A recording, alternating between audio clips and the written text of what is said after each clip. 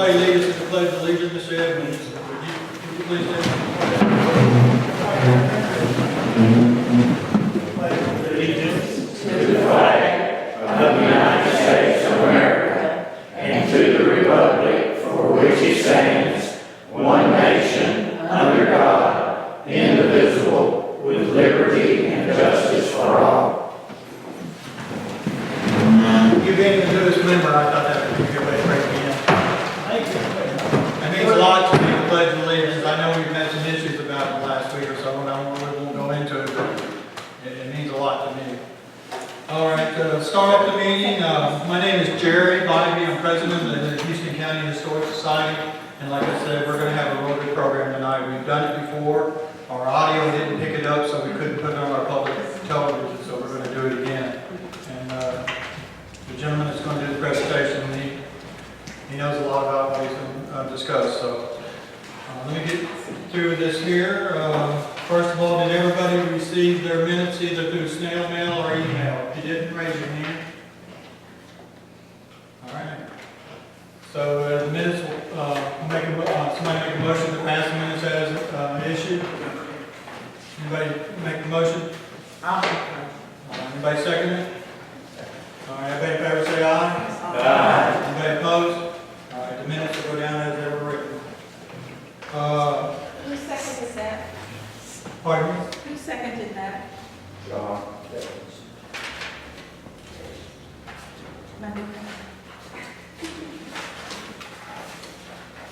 The class of 1969 is having a reunion, and Donald Bateman asked me to bring this up. The reunion includes anybody that was in school at that time, so that would be between, what years is that, Donald? Starting in 65 through the end of 72. Okay, and then the reunion is going to be held October 22nd. 22nd? Okay. And it's going to be from 2 p.m. to 5 p.m. and it's going to be held where, Donald? City Hall. City Hall, okay. Yeah, I just seen that. So if anybody knows anybody that was a member of the class of 1969 and they want to get in touch, they can get in touch with Donald or Vernon Knight. Is that correct? Right, any of us be Yeah, fine. he's handing out brochures on it. My class is having our 40th this year. We're having it October 1st, and we're going to have it at Red Allsworth's house, Dan's brother, and we're going to have it that evening. So the class of 76 is going to celebrate our 40th. I can't believe it's been that long. Y'all are babies. I don't feel like it. Don't tell them, sir. The memorial, the Heritage Walk, we got any updates on that? No, but I've got forms if anybody Yeah. wants them. And we're really trying to close that out. So if anybody's wanting to order one of the stepping stones over in the park, we need to get them orders in so we can get the sidewalk finished. I think the city's getting ready to give us their order on what they want to put on the big slab that they want. So the grand reunion at the Union and Confederate Descendants. Now it was held. Skeet told us about it last month here, and it's going to be. I'm sorry. I saw the date on here. Well, it's going to be October 7th to the 9th. And if anybody interested in going to that, they can contact the Sept County Historic Society. Okay. All right. The financial report, Ms. Betty, will you give us? The balance in our account at the last meeting, August the 9th, in the checking account was $2,743.07. Our income was $275.24. $50 of that for dues, $225 for books, and interest 24 cents. Our expense was $52, and that was for the post office box rent, leaving us a balance in that account of $2,966.31. In the memorial brick account, our balance in there is $1,831.47. We got a check from the city of Erin to help pay for the thing they want in the park for $1,200. We sold one brick for $75, and the interest to date is $122. So our income from the memorial account was $1,276.22. A balance in that account of $3,107.69. Our certificate deposits $10,759.64.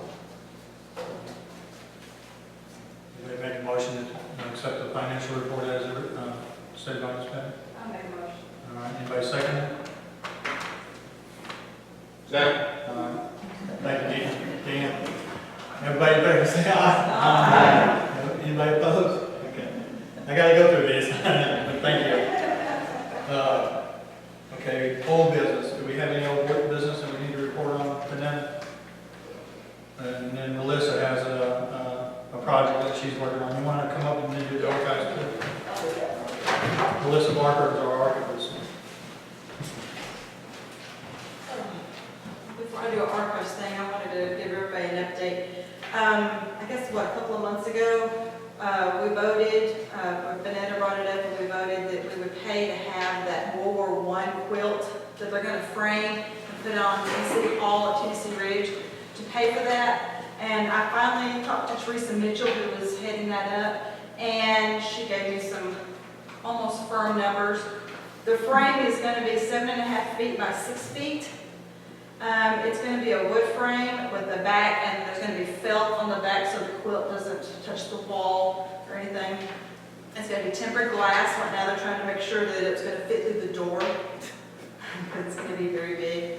And the installation. All of that together is going to be somewhere between $800 and $900. He said that it would, the guy who's doing it said it would not be over $900, but it may be a little less than $900. So I just wanted to give you that update, and if there was any questions or discussions, that we did vote to pay for that, so I finally got the price on it. Teresa Mitchell's the one who is in charge of that project. Should we wait until we get the final price before we move that into our budget, or? We've already approved the payment on it. I'm just waiting for a bill. Okay. You know, he said he would invoice us, but they haven't even started yet, but that's about what it's going to cost on that. So. And I wanted to tell you all about some, we've had some great donations to the archives in the last month. First one I'll tell you about is last week, any of you that know Audrey Vaughn Baggett, her father was Thomas Enlow Baggett, Thomas Enlow Vaughn. She donated his World War II uniforms to the archives. So we continue to build up our artifacts for hopefully one day having a museum. That is a dream of mine, is to have an archives and museum in Houston County one day. Yes? I got permission this past week from the principal at the high school to donate all of the score books that I checked out to do some research on.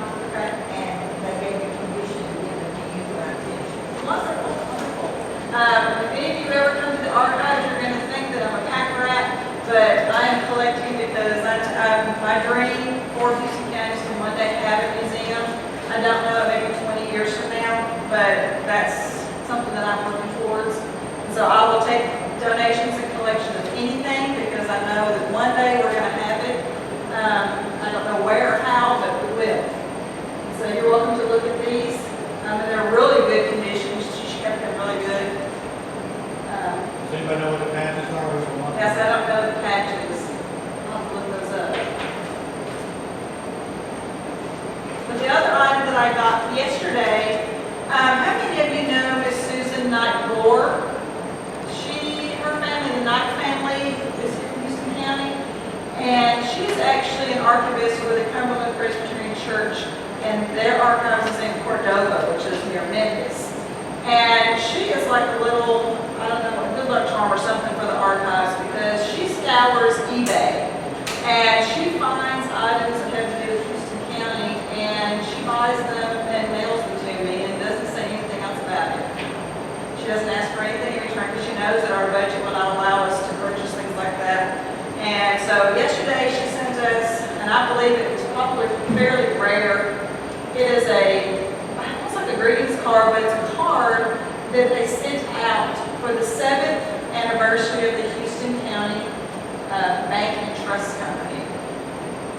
So I'm assuming that, would this be the Heron Bank and Trust? Because it said Houston Bank and Trust.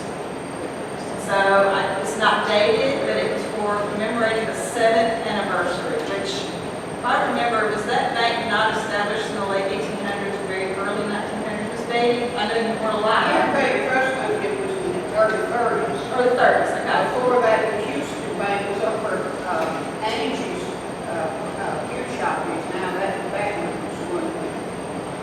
This says Houston County Bank and Trust Company. So that would have been before the Heron Bank Trust, you think? Yes, it had a Heron Bank Trust Company was here and that first. But it's just a simple card.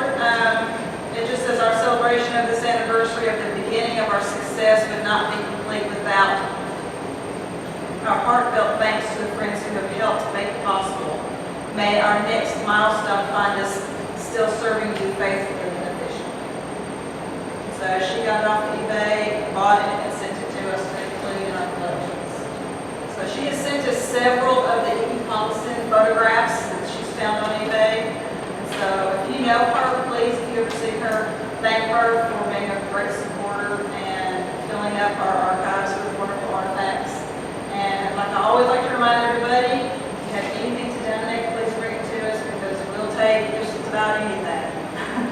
I'm hoping to fill that room up so much that we have to get another building. Thank you.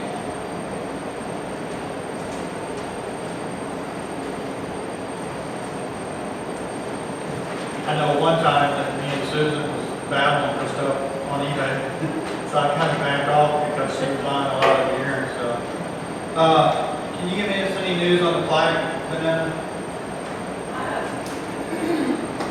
Yeah. The plaque came in, and I went up to this is the plaque we're putting in the courthouse for Nina Finley, Houston County historian who passed away in 2002. The plaque came in, I went up to look at it, and it was wrong. So it's being reordered with not at our expense. And if it doesn't come in time for the November meeting, which is when we're going to dedicate it, and we're hoping to have the Finley family come to that program, we'll use the money wrong.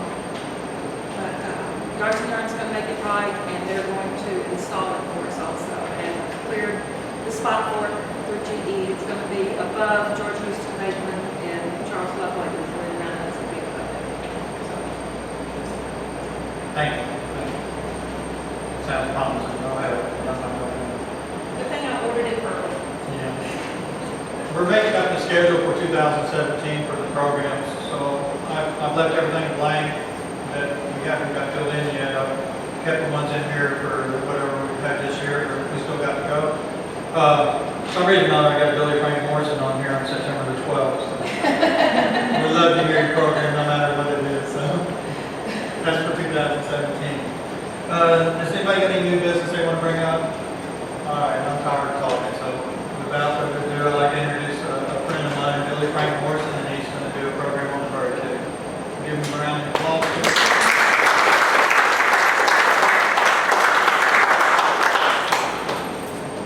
I wasn't scheduled to do this tonight. I was wandering around out there in the parking lot.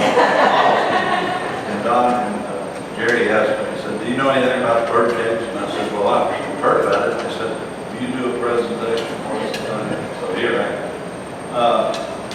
I started researching the bird cage in 1958. And I had no idea at the time that I would ever work there. But it turned out I did.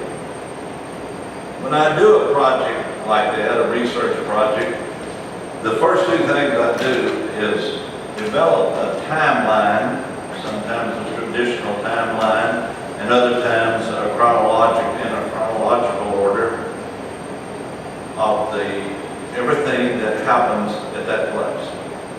The second thing I do is create a connect the dots kind of map that identifies all of the places that are significant to the research I'm doing. I pulled out a couple of old preliminary timelines and maps and made a copy of them, and I have some over here if you would care to have one after this is over. I also attached to it a employee loan ad for the bird cage that I did one time in jest, and some people thought it was serious. It was supposed to be funny, but it wasn't really that far off the way things were out there. So I attached one of those for your entertainment too.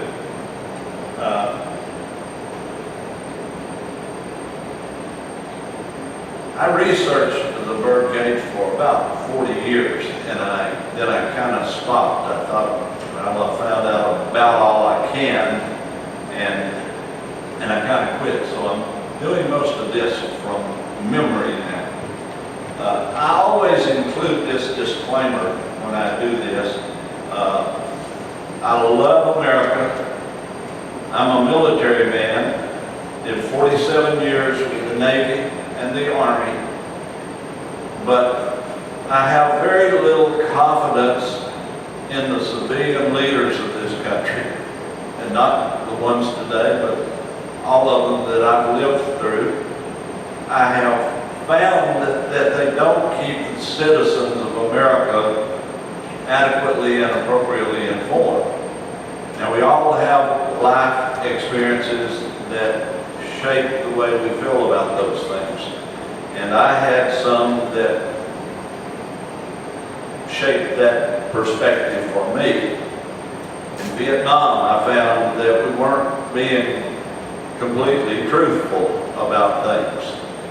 I flew in the Arctic for 3 years, and I found that not everything we were being told about the Cold War was accurate. I had the opportunity to go to a place called Camp Century. Don't know whether you've ever heard of it or not. It's in Greenland. Research it sometime.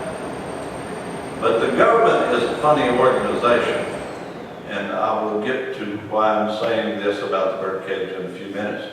But the government can do anything to you. They can tap your phone, they can hack your computer, they can access your bank account, they can enter your home, they can find you no matter where you are, they can imprison you, they can make you disappear. They have done all of these things in the past, and it was this kind of secretiveness and duplicity that surrounded the birdcage that really piqued my interest and caused me to study it for about 40 years. We used to do things in a kind of primitive way. We used to strap cameras to the breast of pigeons and have them fly over places and take pictures. In the CIA museum, I saw a robot catfish, remote control. They would use this thing to swim up rivers and take water samples near nuclear facilities. They created a silent pistol when FDR was president. They took it in to demonstrate it to him. They stood behind him, fired it 10 times, and he didn't hear it. And this thing just disappeared. But today, technology has grown in leaps and bounds, and the things we do in secret today are much more dangerous, much more serious than those things were. For example, how many of you are aware that the United States has a nuclear-powered flying saucer that can rain terror on the Earth from 300 miles out in space? We do. The government doesn't talk about it, but if you do serious research, you can learn about it. We're capable of altering the weather. And I'm not talking about seeding clouds with iodide to get rain. I'm talking about drastic changes in the weather to be used as a force multiplier in wars. We have what is called by the government an ethnic weapon. You dial in on this weapon certain genetic characteristics, and this weapon will only harm that group of people. Not very long ago in Baghdad, there was a tank that was videoed firing lightning bolts. Now, none of these things, you won't read about these in the newspaper and you won't see them on television. You'll see things like the MQ-9, the drone, the big old bulky looking drone that you see on the news every night. And this thing is no more than a remote controlled pilotless aircraft. There's nothing secret about it. But there are drones called insectothrotters. These are drones that are the size of butterflies or dragonflies. They can land one on the windowsill out there tonight and video and capture all of the audio of everything that transpires in this room tonight. We have these, we're using them. They're used both domestically and in foreign needs. And the government doesn't tell us anything about those. And that's what bothered me about the bird cage. When they built the bird cage, what they were doing was stockpiling nuclear weapons. And they didn't tell anybody in the area anything about it. Now, I think today, if you had a factory in your backyard that was emitting some kind of toxic chemicals that would mentally retard children, I think you would want to know about that. Well, with the bird cage, everybody in a 50-mile radius was sitting on a stockpile of nuclear weapons with a huge target on it. And the government said nothing about that. I understand, being a military man, I understand national security, but I also think that we should at least inform our citizens as well as we inform foreign governments. Now then, the bird cage. The proper name for the bird cage is Clarksville Base, but it's never been called that. It's always been called the bird cage. It was called the bird cage because of an apparatus that we put the fusing device for the nuclear weapons in to keep them from coming in contact with each other and creating a hellish explosion. You can debate the usefulness of atomic weapons, but what you can't debate, or is non-debatable, is the fact that the people who create these things, who make decisions about them and use them, are fallible. They're prone to mistakes. We haven't really had a serious mistake with nuclear weapons yet, and we've been extremely lucky not to have. I want to give you a cursory look at the bird cage. From 1941 to 1945, the United States and Russia were best allies. In fact, we probably would not have won the war without the aid of Russia.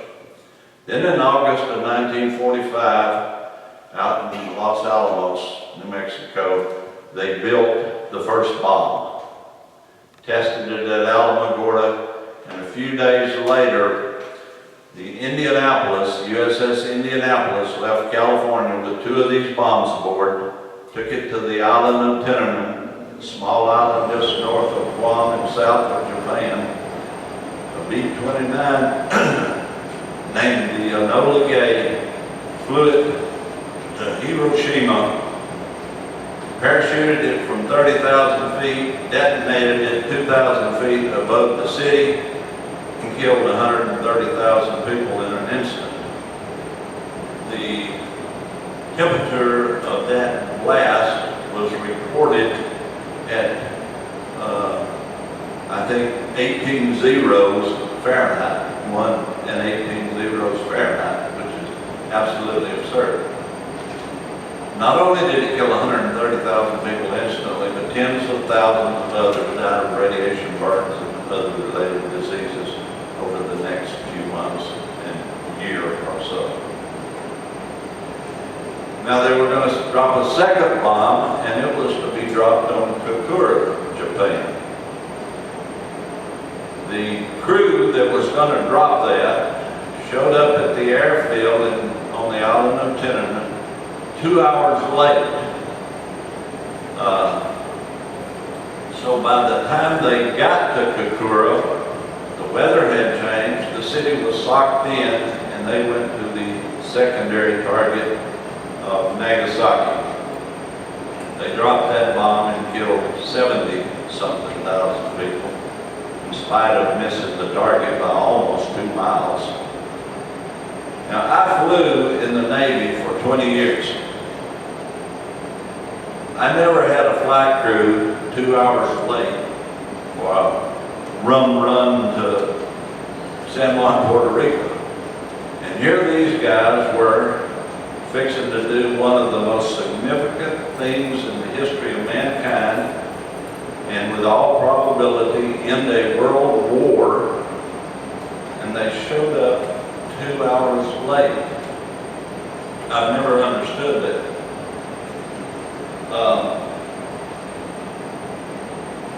In 1947,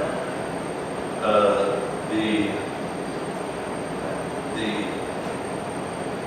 gurus in the nuclear field started construction on a highly secretive and little populated place that would be called the bird cage.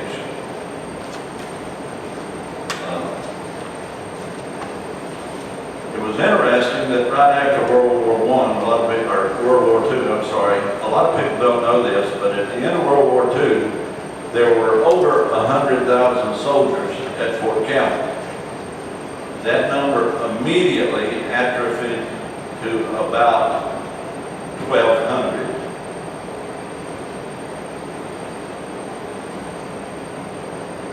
In 1949, they brought the first weapons there.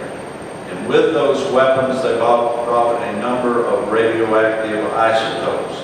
To build an atomic bomb, you have to have a radioactive isotope. So they brought with these bombs plutonium, uranium, and tritium.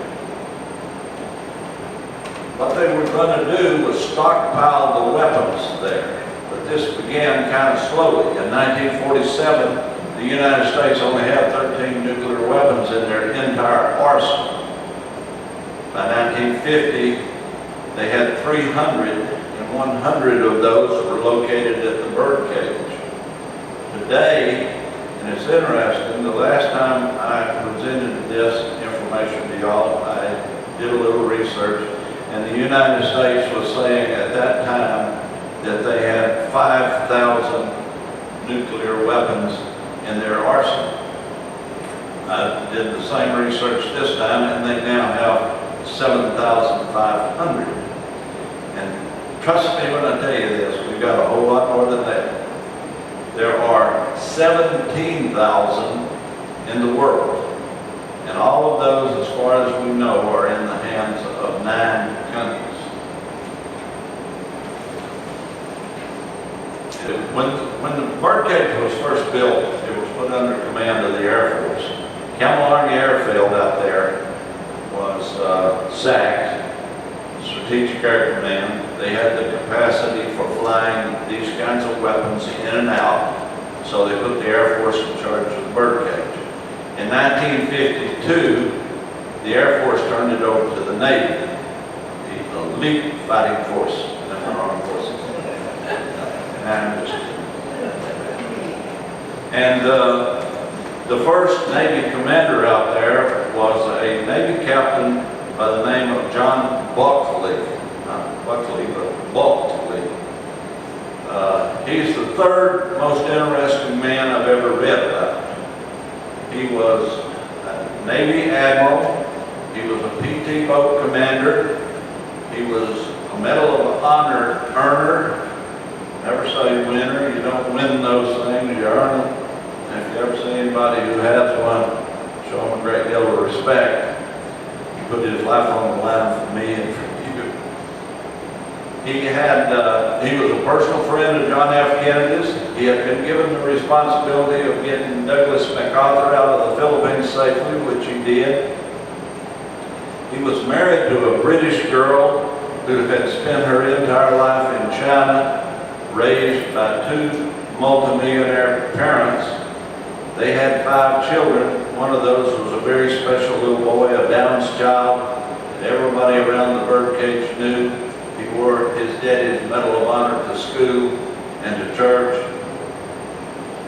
Now, having done all of this, do you know what Admiral Buckley is best known for? He brought the goats out to the birdcage. I don't know whether you're aware that they had goats out there or not, but we had a couple of grass fires out there. And that's not a good idea when you've got nuclear weapons sitting all around. So Buckley got this bright idea that he'd bring a bunch of goats out there. He said they'll eat anything and they'll keep all of the vegetation eaten down. And they did. And they never had another brush fire out there. He was a good military man, but he was a bit of a maverick. The Marine Corps told him one time that the birdcage security was impenetrable. So one night, concealed by darkness, he donned a wetsuit, strapped a mattress to the front of his body, and somehow negotiated the 4 fences out there. It's not a smart thing to do. It's like breaking into prison, and all those Marines out there had orders to shoot to kill. It's a small miracle that they didn't kill him, but they didn't. And exactly what he was trying to achieve happened. It tightened security out there. In 1960, a Clark civilian came out there as the XO and as the plant manager. His name was Bill Lukey. He's a friend of mine. Spent many, many days with him talking about the birdcage and going through his memorabilia from out there. Bill died just this past year. When he was out there in 1960, the civilian workforce fluctuated. It was anywhere from 250 to 330 people. 25% of those were female. Over the years, from 47 to 65, we have had a total of 7,000, right at 7,000 civilian employees out there. Now, Bill came back, he left there, and they called him back in 1968 when inexplicably the commanding officer and the executive officer out there were relieved of their duties. There's a lot of things about the birdcage that you can't learn even today, and I've never been able to learn why those two were relieved of duty. It wasn't for job performance, I promise you. In 1995, the government authorized the release of all military records that had any historical significance. There was a caveat. If it fell in the group of national security, you didn't have to release them, so they did not release the records from the birdcage at that time. In 2001, DOL, Department of Labor, put in place a compensation plan. If you could substantiate that you had been an employee of the birdcage and you had contracted one of the 22 types of cancer that DOL listed, or one of the other numerous diseases that they had listed, then, and you were a civilian employee, you were entitled to lump sum settlement of $150,000. That's still true. If the individual is dead, then his family can claim that. It's not true for the military. All they get is VA benefits. But after that, for about the next 10 years, the birdcage just lay dormant out there. It became a lover's lane for the kids from Fort Campbell High. I taught school there at one time. I happen to have this inside information. Basically, today the birdcage is gone. As an installation, it's gone. There are still some of the buildings out there. But now, I was talking about my attitude about our civilian leadership and them not adequately informing us. If you had lived around the birdcage, do you think you would not like to have known maybe what they had out there? I mean, Truman briefed Joe Stalin on this in 1945 before it was even built. He told him what they were building and what they were building it for. In the 60s, the Russians knew about it because they put the place on the top 10 list of places to bomb in the event of a war. In 1958, before the Cuban crisis, the Cubans knew about it. General Douglas MacArthur, a 5-star general, do you know how many 5-star generals we've had since this country was founded? We've had 5 of them, and one of those was provisional.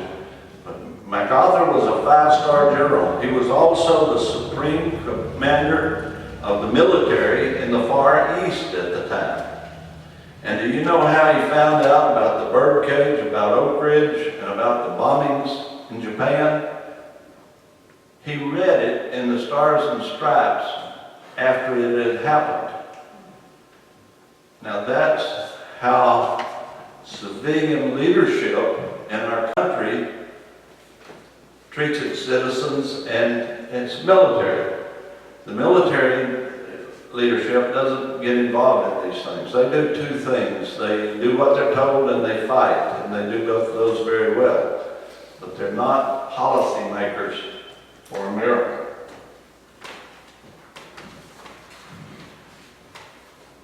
Now the birdcage, a physical description of the birdcage, 2,600 acres, all of it in Montgomery County.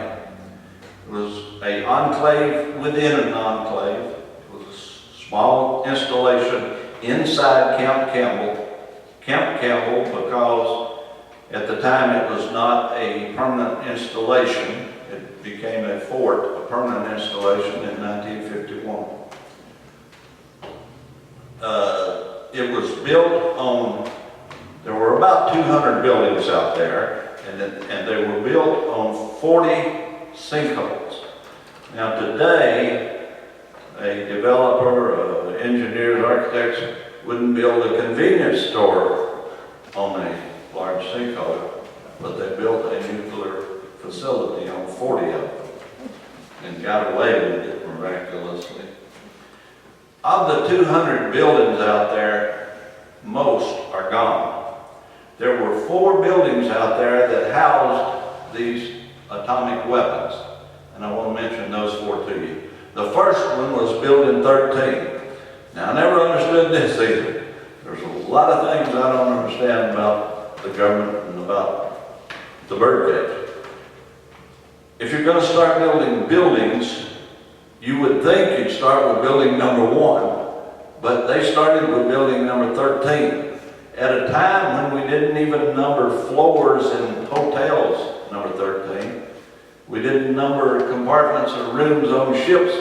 We didn't use the number 13. For some reason, the first building they built out there was number 13. It looked like a parachute loft. I know we have several people here who are military veterans, and they will know what a parachute loft looked like. This one was 100 feet tall, a very narrow rectangular structure. They used to hang parachutes at the top of them to dry, and so they could sort the cords out and repack them. That building is gone now. The second building that the weapons were kept in is called Gravel Gertie. It's still out there. It's conical in shape, looks like a little volcano. It has dirt and gravel on top of it and a lot of vegetation growing on it. 3 floors, 1 at ground level and 2 underground. The initial employees out there had to sign an agreement saying that if anything went wrong in this building, it would become their final resting place, which I always thought was funny because if anything had gone wrong in there wouldn't have been anything to bury. This place was supposed to withstand a 1 kiloton explosion, and it was supposed to collapse in on itself, implode in other words, and so the men that were working there, had anything going on, that would have been the last seen of them. The third structure where the weapons were kept was called the Navy Sea structure. You would probably call it bunkers. They were carved out in the side of hills out there, a minimum of 600 feet. Had huge vault doors, much like you see in the bank on the front of that. Had walls that were 10 feet of concrete reinforced with rebar. And on the outside of that, 40 feet of earth. And even that wouldn't have mattered if anything had gone wrong. The fourth building and the last one where the bombs were, not just bombs, but all of the nuclear weapons were kept, was called Building 7877. And in the time I've been familiar with the birdcage, that building number has changed a number of times. It was what was called a hardened 2-story formidable building. In other words, from the outside, if you were a distance off or flying over, it looks like a typical administrative building. But as you walk up to it, you realize the doors and windows are solid concrete. To get in the building, you had to go behind it, down inside the hill, underground, and up into the center of the building. And that's where the weapons were kept. So those are the 4 places where the weapons were out there. Now, the types of weapons we had out there, most people say atomic bombs, nuclear bombs, those 2 terms are synonymous, basically. We had the bombs that were identical to the 2 dropped on Japan. We had those out there. We had a nuclear cannon out there, which was kept in a big, long, huge lead coffin. We had atomic grenades. I'm sure some of you Army veterans have thrown a grenade. I had the privilege of doing that. I don't know how far you'd have to throw a nuclear grenade, but the guy that designed that won the coveted Nobel Prize for stupidity. I just can't imagine an atomic grenade. Just doesn't make sense. Speaking of the Nobel Prize, this has nothing to do with this, but have you ever seen one, a Nobel Prize? I had the privilege of seeing one, and something I don't understand about it. Do you know what's on the Nobel? They're medals, much like the Olympic gold medals or something. But do you know what's on it? 3 naked men. I mean, really. And they're standing there with their hands on each other's shoulders. Full frontal view of naked men. I don't get it. We also had the 16-inch projectiles out there, the nuclear ones for the battleships. 16 inches, that's a pretty big gun. We had the 007 briefcase bomb out there, a nuclear bomb that was carried in a briefcase. And we had the Mark 45, the MK-45, which had the very same potential as the 10,000-pound bomb that was dropped on Nagasaki, but you could carry it in your hand. So in very little time, they had gone with the atomic bombs from a bomb that weighed weigh 10,000 pounds to one that you can carry in your hand.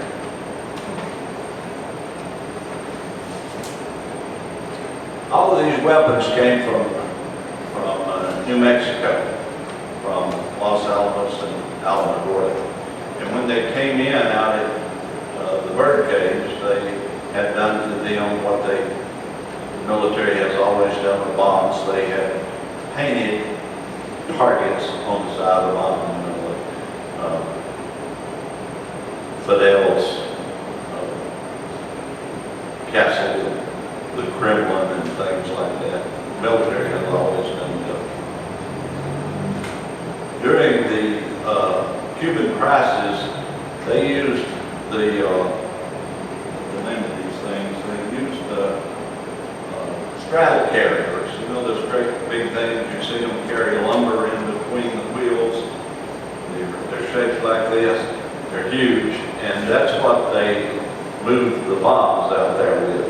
They used those to position them along Perimeter Road and to take them on to Campbell Army Airfield and put them in position so they could be flown out in a moment's notice.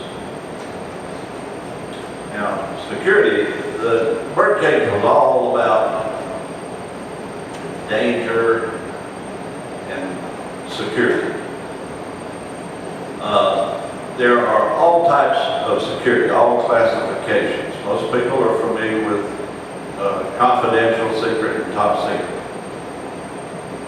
Those, oftentimes like the others, the highest security level I have been able to find out about is called Majestic 27. Now, I suspect that 27 means that's how many people have that classification, but I don't know that because you can't learn anything about that. But there are things that even the president is not clear to know. There are things that Congress are not clear to know. And there are things that our military leaders are not clear to know. I don't know who that leaves. I don't know who the Majestic 27 are, but they have all these various levels of security. And then all of them have qualifiers. Out at the birdcage, they had a Q qualifier. So you had a top secret classification with a Q qualifier. And that Q qualifier got you access to the weapons. In other words, you could be around the weapons. If you didn't have that Q, you weren't allowed around the weapons. When I was flying, I had a top secret with a crypto qualifier. I flew for 20 years. I never did find out what that crypto qualifier was. Around the birdcage, they had and still have 4 chain link fences. On the top of those are concertina or razor wire. Between the first one and second one is an 8-mile perimeter road that goes all the way around the birdcage. The third one in is electrified, and then there's a 4th one. Now that's what John Buckley climbed over. The third one, well, any of them, if you disturb any of those fences, it sets off alarms and activates a ton of floodlights. Somehow he managed to climb over those without doing that. Where the perimeter road crosses the Little West Fork Creek, the bridges there have these heavy-duty shutters that roll down and go just beneath the water. Those are still out there on the bridges. You can still see them. 3 of those 4 buildings that I mentioned to you are still out there. You can drive out there now and see those. When you entered the birdcage, they separated pedestrian and vehicular traffic. And you went through 2 checkpoints at guard shacks that were manned with armed guards. The first checkpoint was kind of cursory. You changed your color-coded badge at that one. The badges were color-coded because they didn't want the a guy with a red badge in this building, knowing what a guy with a blue badge in this building were doing. They didn't want anybody to be able to put that process together. So it was, all the work out there was compartmentalized.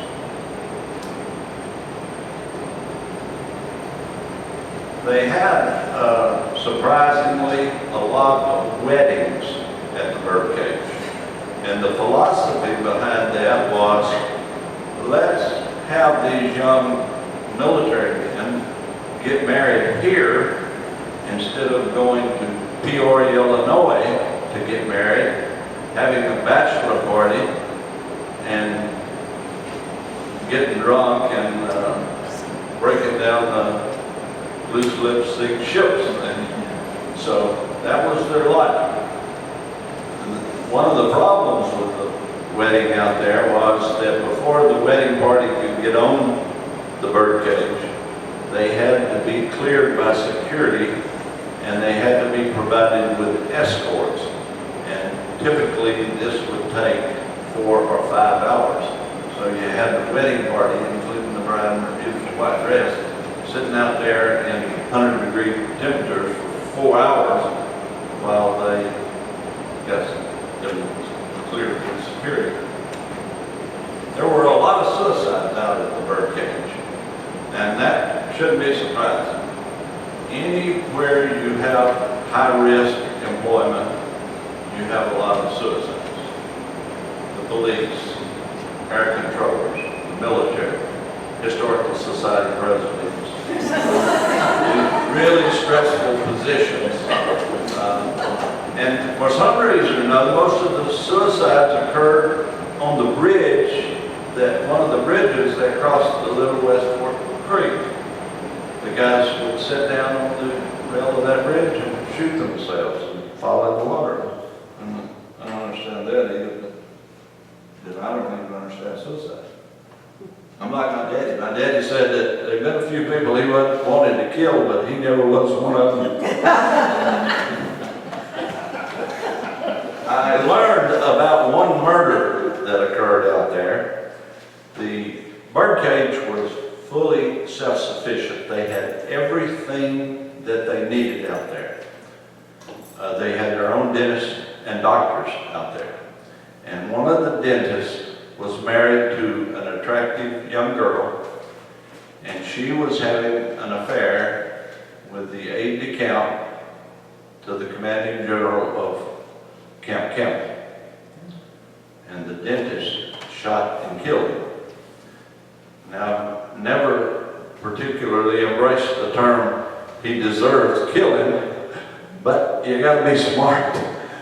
And that young man wasn't, and paid dearly for it. There were a lot of rumors about the birdcage. Some of them I understand how they came about, and some of them I don't. There was a rumor that a nuclear submarine was out there. Like, I can see how the Navy was out there, and so you've got a bunch of Navy guys running around at a landlocked facility. So there were rumors that all of the employees were blindfolded outside the gate and escorted to their workplaces. That wasn't true, although Area 51, I did a research project on a place in Nevada and New Mexico one time that included Roswell, Area 51, the atomic test facility, Los Alamos and Alamogordo. And they did some strange things out there, and they did that. They blindfolded their employees and took them to work. Some of the people at McDonald's, I think they do that with it. Put them in the trunk of the car and take them there and come back and pick them up. There were rumors that there were alien aircraft there. There were rumors that there were rabbits 5 foot tall. I suspect somebody drinking saw one of the goats and mistook it for a rabbit. There were rumors that there were pickled bulldogs in jars out there.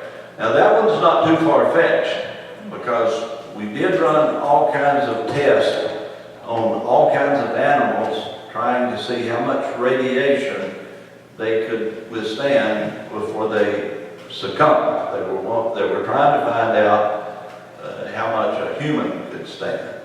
So I can sort of see where that one came from. And there were rumors out there that there were tunnels that went from the birdcage to Campbell Army Airfield. Now, I looked long and hard, and I did not find these, but that doesn't mean anything. I was told this story about these tunnels. I've interviewed almost 700 previous employees of the birdcage.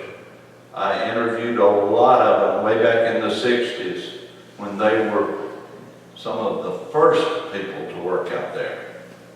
And many of them told me about a tunnel that they moved the bombs through to and from Campbell Army Airfield. These were believable men who had no reason to deceive me, but I've never been able to find those tunnels. Are we doing okay on time, Jerry? I was an accident investigator most of my career with the Army. I did deploy with the Army some. And in the early 80s, Forces Command deployed their RPO, the Radiation Protection Officer, a young military major. They deployed him to the Middle East, and that left a 3-state area with no radiation protection officer. I had tried like the Dickens to keep the fact that I was qualified to do that well hidden from the government, but they found out anyway, and they placed me in that position. And one of the things that Forces Command asked me to do was a closure survey, a radiation closure survey on the birdcage. And I did that. And I completed it in 1988.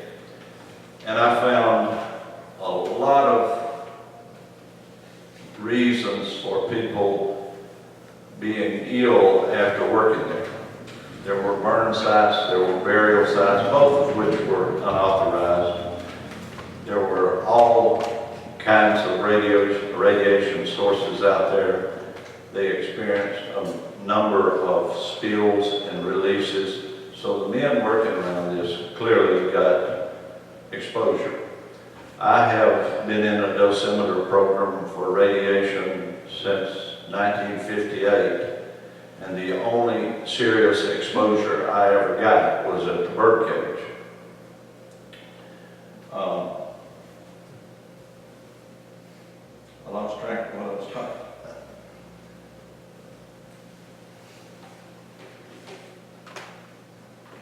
You got that? But anyway, as a result of doing this closure survey, I was an accident investigator, and as such, I worked directly for the CG, the Commanding General at Fort Campbell. As the RPO, the Radiation Protection Officer, I worked directly for Forces Command out of Atlanta. When I completed this survey, and it took me several years to do it, when I completed that, I took it up to the CG at Fort Campbell. Now, I had known this particular general since he was a captain, and he and I were as friendly as we could be considering our positions. When I would go see him, the command secretary would not tell me to sit down and wait, like right on into his office without knocking or anything. And when I would go in, he would stand up, shake hands with me, whatever he was working on, he would scoot back, and he'd say, "Billy Frank, have a seat and tell me what's going on." Because I was out working on the installation all the time, and he was pretty much confined to his office. So I saw things that it benefited him to know, and I would often tell him those things. And I had told him earlier that I was, years earlier, that I was doing this survey. And I told him, I said, I have now completed that. It was pretty substantial, but a lot of work in it. And he said, well, leave it with me, give me a couple of days and I'll get back to you. I said, okay. So the next morning at 5 o'clock when I came into the office, my phone was ringing. I answered it, it was him. And he said, Mr. Morrison, knew right off the bat I was in trouble. He said, I need to see you in my office. I said, yes, sir. When? He said, right now. I said, yes, sir. So I went up there. I started to walk in his office, and the secretary said, have a seat. So I sat down, and in a few minutes, her phone rang. She said, yes, sir. And she said, the commanding general will see you now. So I went in there. He didn't push anything back. He had his hand on my report. He didn't offer me a seat. He didn't say, hi, Billy Frank. He said, have you made copies of this yet? I said, no, sir, I don't do that. Can you sign off on it? He said, good. He said, Mr. Morrison, he said, this survey was never done, and this report does not exist. He said, I'll talk to the Forces Command about it. I said, yes, sir. And I turned around and walked out. That was the story of my survey. I felt like I put a lot of work in it, and it didn't turn out much. They made the birdcage a National Register Historic District. The National Historic Association did it, but the Army pretty much ignored that. They've torn down many of the buildings out there, all of the above ground igloos, most of the buildings. And they're going to replace it with a virtual tour and a scale model. And they're going to tear the rest of it down, and they're going to move units in there. And I can understand from the Army's perspective that they need that space for training and for placing more units. But it's sad that that's happening to the birdcage. When I started that project, I was given access to all records, reports, and spaces. And there were many records that I was never able to get a hold of. But that's pretty much my story about the birdcage. Any questions? Can you tell us last time that there was a few accidents on the electrical charge pin? Yeah, there were a number of accidents out there, and they didn't do reporting there. Accident reporting is of paramount importance in the military today, but back then it wasn't. The electrified fence, there were 2 guys electrocuted on that, and probably 2 others that I suspect, and who knows how many more. And the funny story about the truck driver, what they were doing, they were irradiating animals over at Oak Ridge, and they would expose them to more and more radiation until they died. And again, they were trying to find out how much a human body could withstand.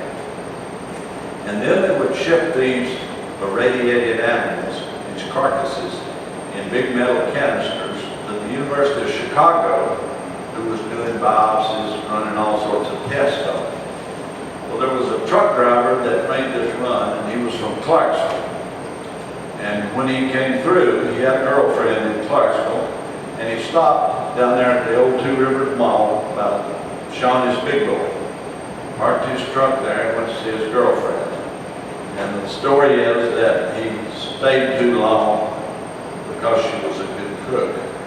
And while he was there, it was hot down there that July day, and the seals on those canisters began to swell and leak, and blood began to run out down along the canisters onto the lowboy truck and pooled in the parking lot there at Shawnee's Big Boy, and it caused some of the diners to lose their appetite. So they went through a big rigmarole and finally buried those out on the birdcage.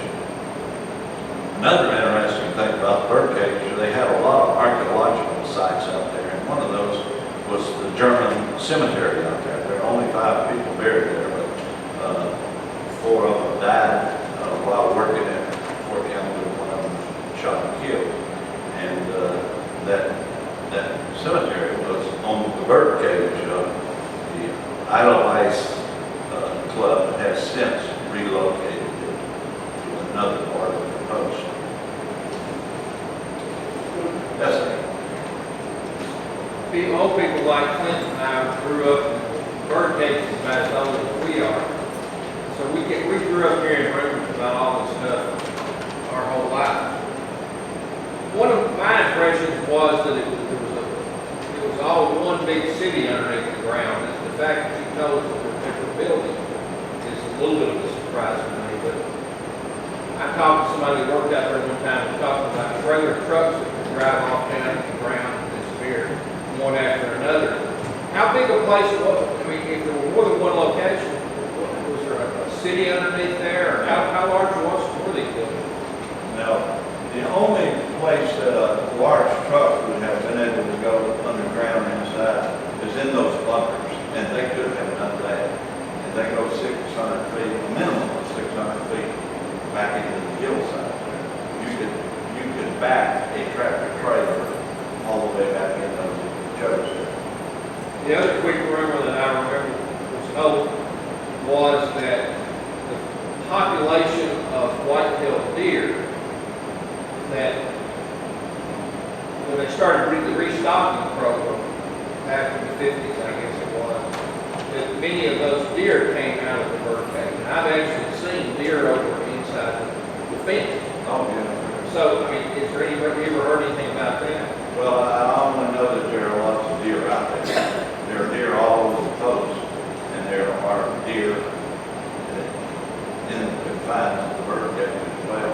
There were also white turkeys in there. They said that they were remnants of some of the farms out there that had white turkey, and they reproduced out there, and there are still a few out there. But One rumor that I remember hearing a lot about too was that there was a time or two in the early years where some of those weapons or radioactive material might have been moved out of the bird cage for security reasons or threats, and were possibly that they may have utilized some of the caves in our county and Stewart County to house those temporarily when they were removed from that site. I couldn't verify or deny that. Of course, like I said, most of the records are still not available. Many of them have been lost forever. Some of them are still, they removed them when they moved the bird cage, when they moved the weapons to Pantex plant in Amarillo, Texas. They removed all the records to secret locations. So most of the records of the bird cage went somewhere, and who knows whether they're still there or so things like that would have been addressed in that. Now, during this time, they certainly had the presence of the CIA, the FBI, Navy Intelligence, the KGB, the Civil Defense. Civil Defense was building sites all over Montgomery County. And that's something that I never did. I know pretty much how the bird cage impacted Hopkinsville and Clarksville.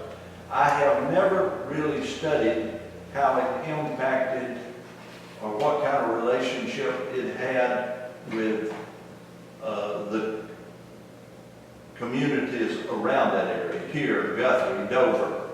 I do know that in Joelton they had a center there that reported all flights in this area to the bird cage.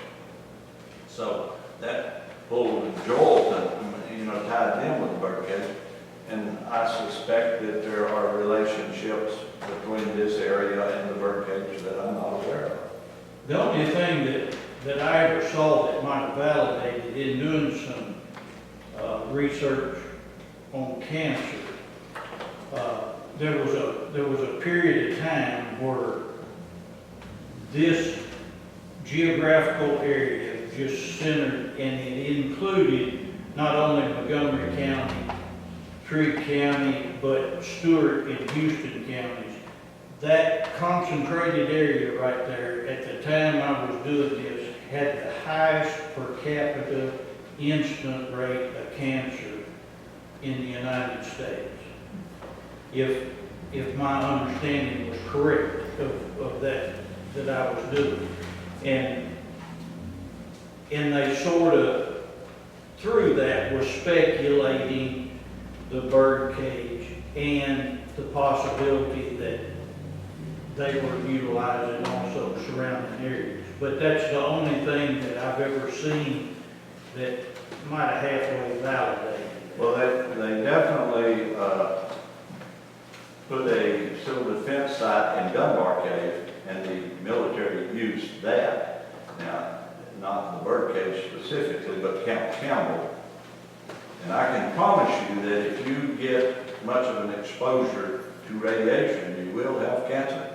And they had radiation up the gun stump out there. They had every type of radiation imaginable, alpha, beta, gamma, X-ray, neutron. They had it all out there. And the people who worked around that clearly would have had some exposure. Yes, ma'am. The Army is looking to use that area for troops today. Is it free of radiation? That's an interesting thing. Radiation, if you spill it or release it right here on the floor, it doesn't evaporate or anything. Plutonium, for instance, it takes 24,000 years for it to go away. And uranium will reduce to the half-life. In other words, it will be half the strength. If you spill it right there, it'll be half the strength it is when you spill it in 4.4 million years. So you can remove it, and that's what we typically do.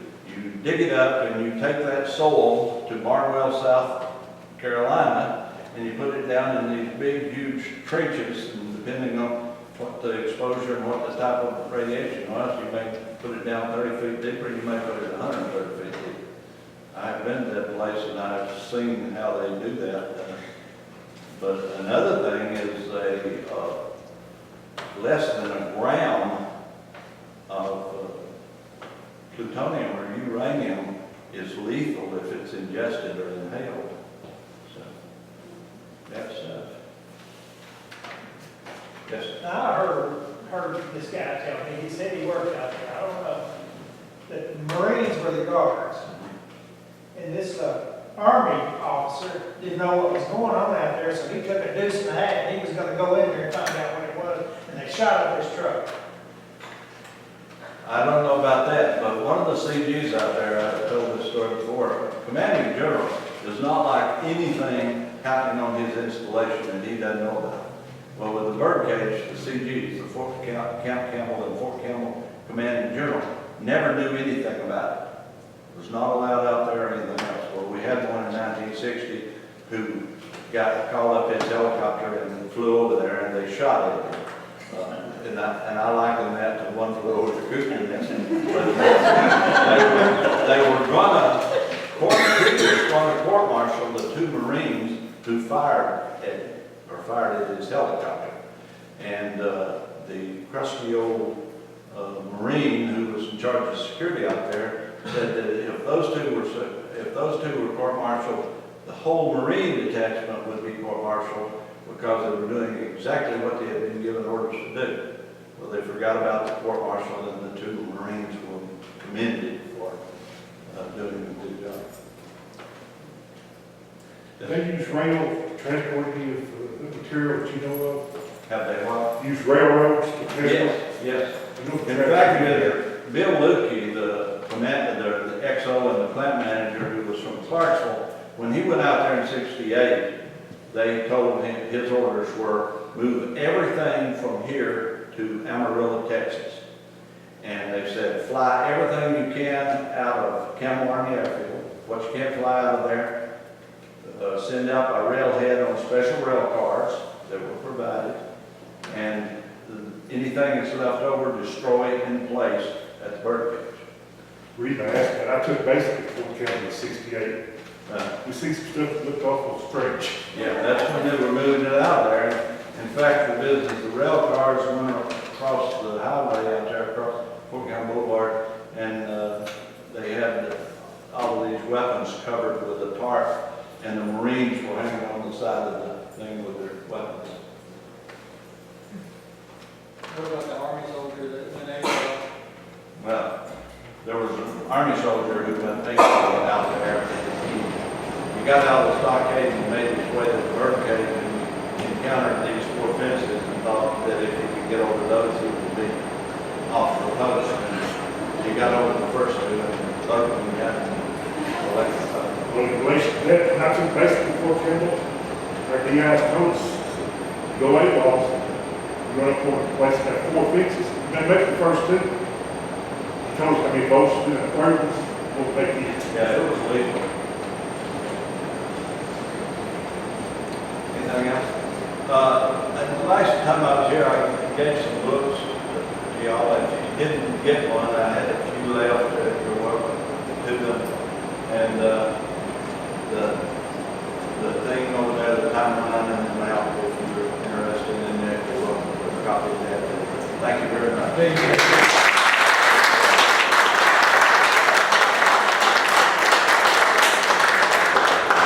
Thank you, Frank. That's really interesting. And I hope that we have you back next September. Because I know you got plenty of other stories you can tell us about the other adventures you've had. Our next meeting is October the 10th. Is that when you're going to do your plan? 11th, I think it is. 11th? 11th. Okay, I've changed it then. It's going to be on October 11th, the second Tuesday, and it's going to be at Erie City Hall. They got After hearing him, I don't want to do it. One of the other things that we noted on there, on October 1st, Danville's going to have their reunion. I haven't talked to nobody down there, but keep an eye out, and if you're interested in going down there, like I say, I don't think they'll have it anymore, but it's an interesting day or morning down there. So, anybody has anything else? Well, I have a question. I'd like to introduce myself. My name is Reverend Sarah Bailey. I'm the pastor of St. Luke, AME right here on Main Street. According to our cornerstone this year is 100 years in that sanctuary, and according to our deed, it was 1873. So I'm hopeful that we can have some type of celebration for the centennial of that building this year. But I'm hopeful I can get some assistance from the Historical Society for some more information. I live in Nashville. New to the community, been working here since last October, but I would hope to get something from the Historical Society to commemorate that milestone for the church and the support of the community. Now, which church is this? St. Luke. It's 4039, the little white gable building. As you go down Main Street. Oh, okay. St. Luke's is the oldest church in Houston County. It's not the building, but the church, St. Luke's itself, that is the old, and I got that information tonight. St. Luke's is the oldest active church in Houston County. Yeah, you can get with us and talk to us afterwards. Sure. We can help you. Okay, there's no more questions. I'll close the meeting, and thank everybody for showing up, and hope to see you next month.